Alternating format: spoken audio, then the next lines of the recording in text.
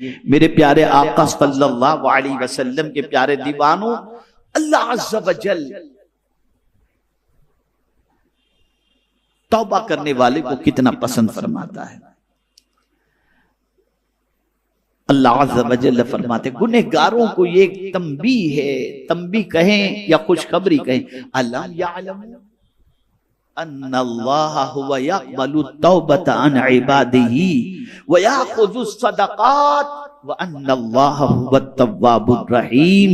अल्लाह अज़्ज़ा व जल इरशाद फरमाता है, क्या उन्हें खबर नहीं, अल्लाह ही अपने बंदों की तौबा को कबूल फरमाता है और सदके खुद अपने दस्ते कुदरत में लेता है, और ये कि अल्लाह ही तौबा कबूल करने वाला मेहरबान है।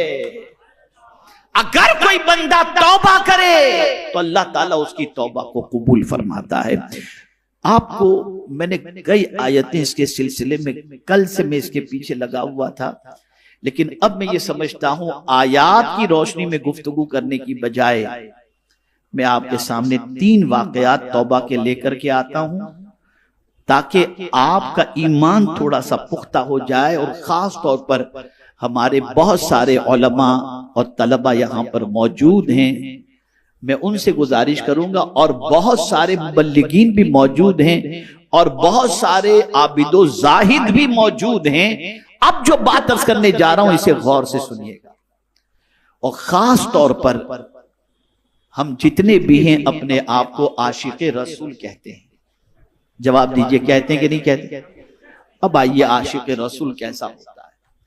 हजरत सालबा रदियल्लाहु ताला बहुत जलील कद्र सहाबी, टोटल 16 साल की उम्र थी। कितनी उम्र थी? 16 साल की उम्र के थे हजरत सालबा रदियल्लाहु ताला, और हुजूर सल्लल्लाहु अलैहि वसल्लम के खादिम थे। सरकार सल्लल्लाहु अलैहि वसल्लम उन्हें काम सौंपा करते, वो दौड़ते, काम करते, घर जाते, लाते, बड़ी खिदमत में लगे रहते थे, बड़ी खिदमत में लगे रहते थे। आक़ाए करीम सल्लल्लाहु अलैहि वसल्लम हजरत सालबा रज़ियल्लाहु ताला अन्हा से बड़ी मोहब्बत फरमाते, बड़ी मोहब्बत फरमाते। जवान थे, 16 साल के थे। एक दिन हुजूर सल्लल्लाहु अलैहि वसल्लम ने किसी काम के लिए भेजा, वो तशरीफ ले गए। जिस रास्ते से गुजर रहे थे, इत्तफाक से उस रास्ते में उस जमाने के एतबार से एक ऐसा घर आया। उस जमाने में इस किस्म के घर थे, आज की तरह कबाड़, आज की तरह दरवाजे और ये पर्दों का मामला रहा करता था उस जमाने। एक घर के करीब से गुजरे, इत्तफाक से उस घर के अंदर एक औरत नहा रही थी। वो रास्ते से गुजर रहे थे, औरत नहा रही, हवा का झोंका आया और वो पर्दा हट गया, और जैसे ही पर्दा हटा अचानक उनकी नजर उस औरत पर जो नहा रही थी उस पर पड़ी। जैसे ही नजर पड़ी बस उनकी कैफियत बदल गई, रोने लगे, बहुत रोए, और फिर अपने आप से कहने लगे, सालबा तू तो मुनाफिक हो गया, तू मुनाफिक हो गया।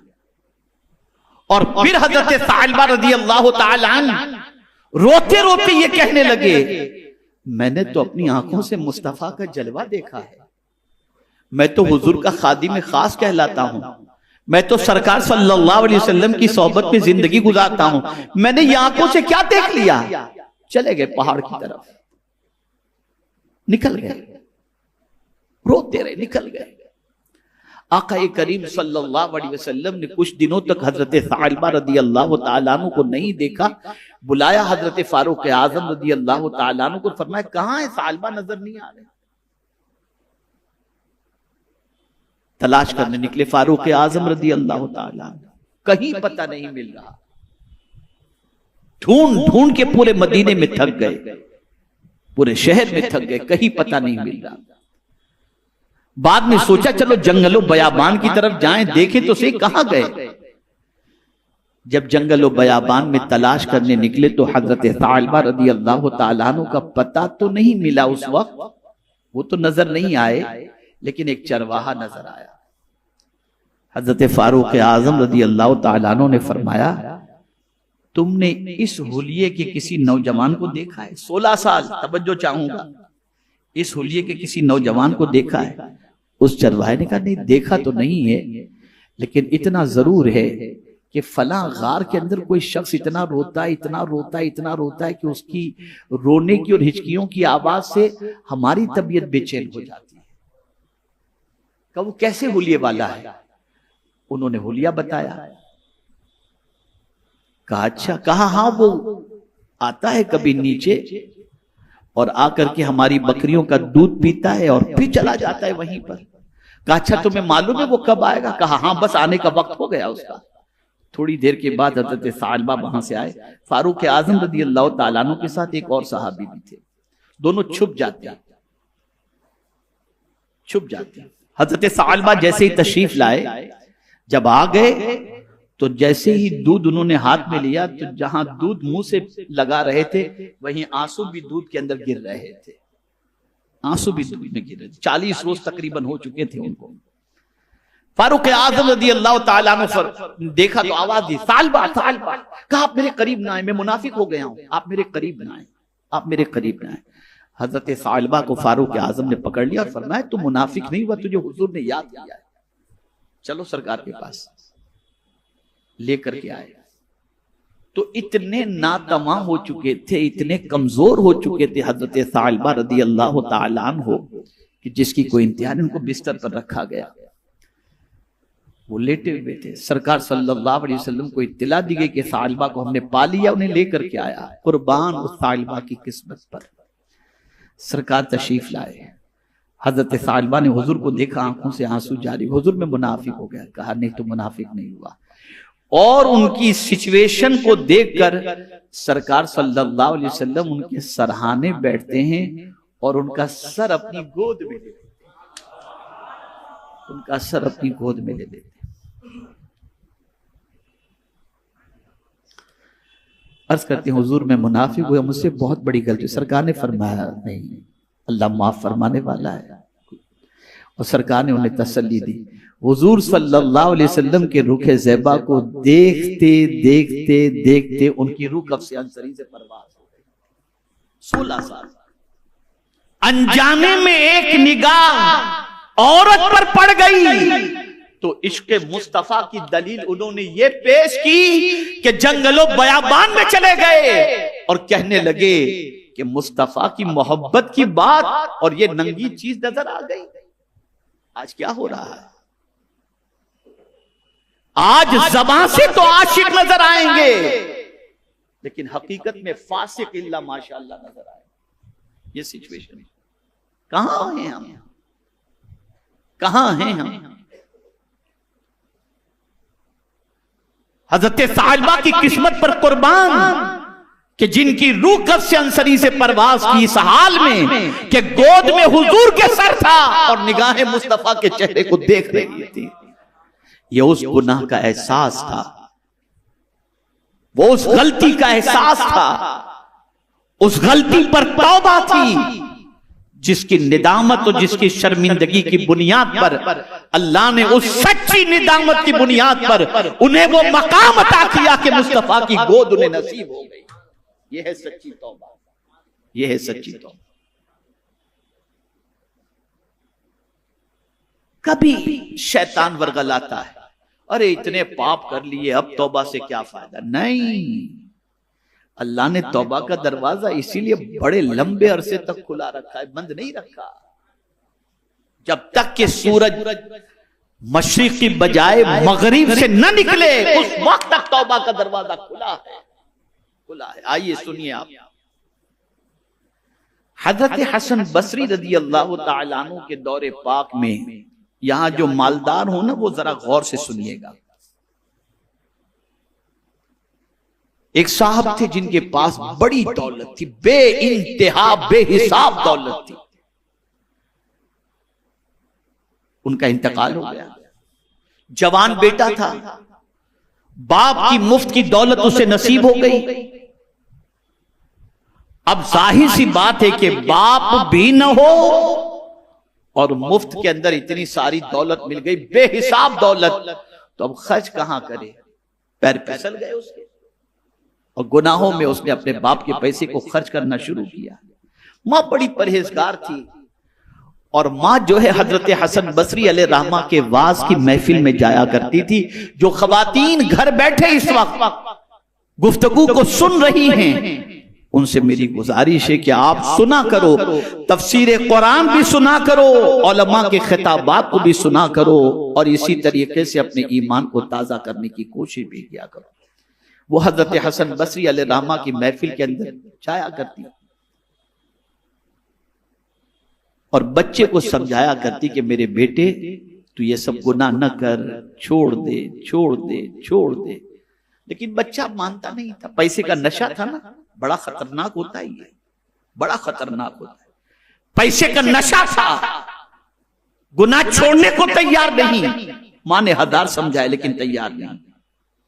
फिर अचानक उस नौजवान को बुराई की वजह से, बुरे काम की वजह से, गंदे काम की वजह से उसे बीमारी लाहिक हो गई, और ऐसी बीमारी लाहिक हुई कि जिस बीमारी की वजह से डे बाय डे उसकी सेहत गिरती चली गई, डाउन होती चली गई, यहां तक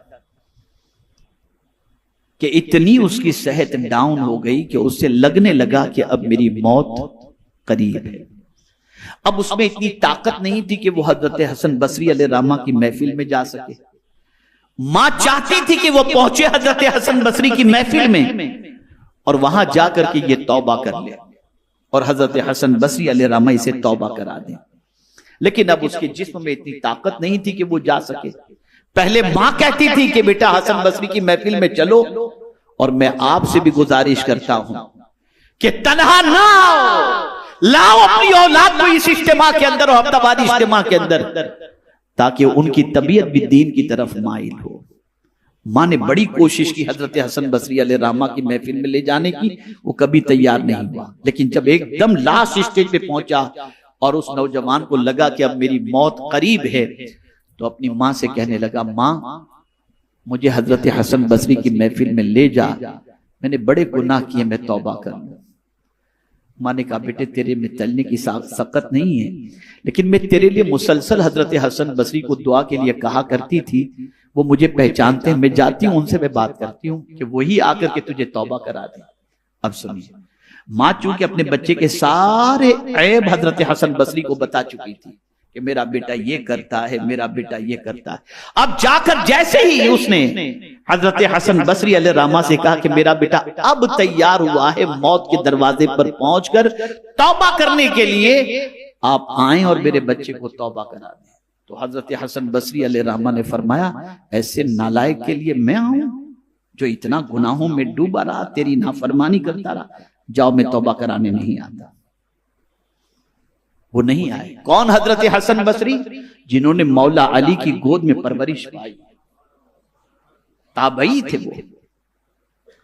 अब मां मायूस होकर आई और अपने बेटे से कहती है, बेटे पहले ही जब तू सेहतमंद था और मैं जब तुझे कह रही थी उस वक्त ही चल करके तू तौबा कर लेता हजरत हसन बसरी के हाथों पर, तो कितना ही अच्छा होता। अब तेरे पाप की बुनियाद पर वो आने के लिए तैयार नहीं। तवज्जो चाहूंगा, जिंदगी में कभी रब से मायूस मत होना। अब तेरे पाप की बुनियाद पर वो नहीं आए। उस नौजवान ने सुना, बस उसने रोना शुरू किया। अब रोकर अपने मौला से लौ लगाई, मौला मैं इतना गुनहगार हूं कि तेरा नेक बंदा मुझे तौबा कराने के लिए भी नहीं आया, यकीनन ये मेरे गुनाहों की वजह से। मौला सबके दरवाजे बंद हैं, तेरा दरवाजा तो बंद नहीं हुआ। मैं सच्चे दिल से तौबा करता हूं। जितने आज तक गुनाह हुए, मैं आज के बाद कभी उन गुनाहों की दहलीज पर सेहतमंद होकर के भी नहीं जाऊंगा। मैं वादा करता हूं, मैं सच्ची तौबा करता हूं। मेरे मौला तू मुझे माफ फरमा दे, तेरे अलावा कौन है जो मेरे गुनाहों को माफ करे। रोता रहा रोता रहा रोता रहा, अल्लाह की बारगाह में तौबा करता रहा, माफी मांगता रहा, यहां तक कि तौबा करते करते उसकी रूह परवाज कर, उसकी रूह परवाज होने के बिल्कुल करीब पहुंच गई। तो उसने अपनी मां से कहा कि मां अब मेरी वसीयत सुन ले, मैं बहुत पापी हूं, मर जाऊं ना तो एक काम करना, मुझे अपने दुपट्टे से लपेट कर मेरी गर्दन में मुझे घसीटना। मुझे नहीं मालूम कोई मेरी नमाज जनाजा पढ़ाएगा भी कि नहीं पढ़ाएगा, और कोई आएगा कि भी नहीं आएगा। बस ये कहने के बाद उसकी रूह परवास कर गई। अब जब रूह परवास कर गई तो मां के दिल में ख्याल पैदा हुआ कि चलो इयादत के लिए हजरत हसन बसरी तौबा कराने नहीं आए, अब नमाज जनाजा पढ़ाने के लिए आ जाएं। गई मां वहां पर और जाकर के हजरत हसन बसरी से कहती है, मेरे बेटे ने दाई अजल को लब्बैक कह दिया, अगर आप उसकी नमाज जनाजा पढ़ा देंगे तो आपकी दुआ से मेरे बेटे की मगफिरत हो जाएगी। हुजूर आप चलें। कहा ऐसे लोग, ऐसे की नमाज जनाजा मैं नहीं पढ़ाऊंगा जो इतना गुनाहों में डूबा हुआ था। मां मायूस होकर आ गई, बच्चा था ही ऐसा। मां मायूस होकर आ गई। आकर के मां ने कुर्ब जवार के मुसलमानों को जमा किया और कहा, मेरे बेटे के तकफीन और तदफीन का इंतजाम करो, उसको गुस्ल दो। तो उन लोगों ने पूछा, नमाज जनाजा कौन पढ़ाएगा? कहा, तुम में से जो चाहे नमाज जनाजा पढ़ा दे, तुम लोग आपस में डिसाइड कर लो। उस शख्स का गुस्ल, कफन, ये सब हो गया। अब नमाज जनाजा की तैयारी हो रही थी कि दरवाजे पर किसी ने दस्तक दी उस औरत की। मां ने दरवाजा खोला तो क्या देखती, हजरत हसन बसरी सामने पहुंचे। हजरत हसन बसरी। मां ने कहा, हुजूर आप तशरीफ ले आए? कहा, हाँ, तेरे बेटे की नमाज जनाजा पढ़ाने के लिए आया हूं। आपका एहसान मैं जिंदगी भर नहीं भूलूंगी। अब सुनिए हजरत हसन बसरी का जुमला, गुनाहों में डूबे हुए लोगों, अल्लाह से सच्ची तौबा कर लो, देखो मेरा मौला कितना मेहरबान है। हजरत हसन बसरी अलैहिर्रहमा फरमाते हैं, तू जब मुझे नमाज जनाजा के लिए कहकर गई ना, और मैंने तुझे तो मना कर दिया, लेकिन जब मैं कैलूला के लिए लेटा तो गैब से आवाज आती है, हसन मेरे दोस्त की नमाज